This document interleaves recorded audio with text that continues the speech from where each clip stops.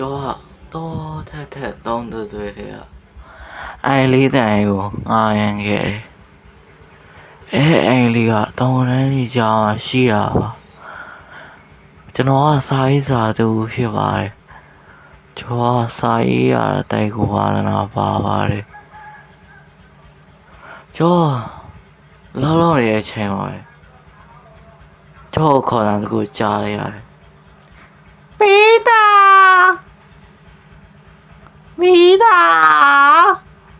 ကျော်ထိုက်လက်သွားခဲ့ဘာလို့လဲဆိုတော့ကျောင်းတန်ခေါ်တဲ့သူကကလေးလေးတယောက်ပါတယ်မီတာ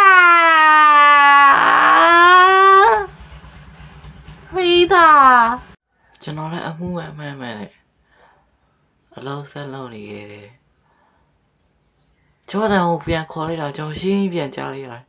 ပီတာကျွန်တော်လည်းကြုံသွားခဲ့တာပေါ့အတန်းဟိုဘက်အိမ်ကလာနေတာပါဘေးအိမ်မှာတိတ်ဆိတ်ချုပ်ခဲ့နေပြီအိမ်ကြီးကအိုဟောင်းနေခဲ့တယ်ဒီချိန်မှာကလေးလေးကဝရဏဖော်မှာထွက်လာပြီကျော်လက်ပြားနှောင်းဆက်နေတာကိုကျွန်တော်တွေးလိုက်ရတယ်ဒါပေမဲ့လည်းကျွန်တော်ပြန်ပြီးလက်ပြားနှောင်းဆက်ခဲ့တယ်ကျော်လည်းကြုံနေခဲ့တာပေါ့ဒီချိန်ကလေးလေးကကျော်လက်ပြားနှောင်းဆက်နေတာသူယူတော့မဟုတ်လို့ထင်တယ်ဒီမဲ့ကျွန်တော်လောက်ဆက်လို့ပြန်စဉ်းစားလိုက်တယ်ကျော်လောက်ဆက်လို့နေအဲ့ချင်လာလို့အိုက်ပြလိုက်တယ်ဒီရံမှာကျော်ခေါ်တယ်ပြန်ကြားလိုက်ရတယ်ပီတာ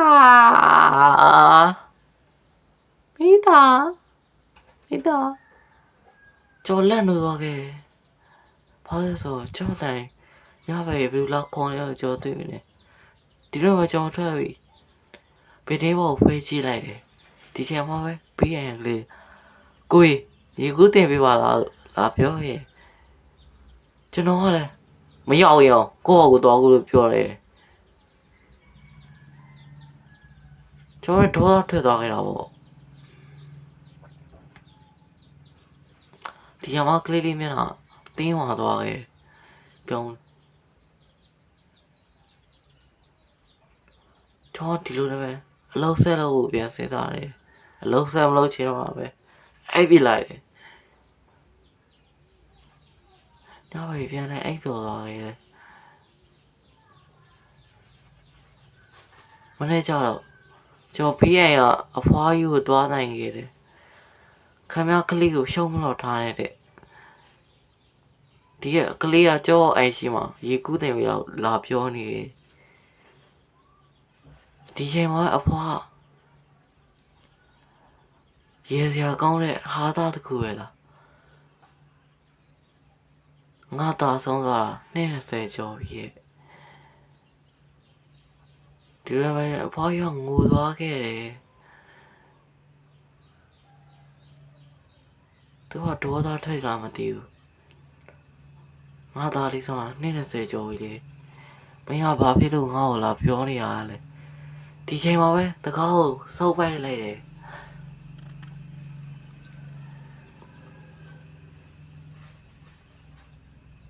ကျွန်တော်လည်းကြုံသွားရတာပေါ့ဒီချိန်မှာပဲကျွန်တော်ငားရမ်းတဲ့အိမ်ကိုသွားပြန်လဲအိုင်းလိုက်တယ်ကျွန်တော်ဆိုင်ကိုတော့ဝင်နေတာပြီထူးဆန်းတဲ့ပတ်ဝန်းကျင်မှာနေရတာဆိုကျွန်တော်စားပြန်ရေးဖို့ကျွန်တော်ပြန်စင်းရလောက်နေခဲ့ကျွန်တော်စိုက်ဖီသေးနေဘူးဖြစ်နေခဲ့ပြီအလုံးလဲစမ်းမလို့ချင်တော့ပါဘူး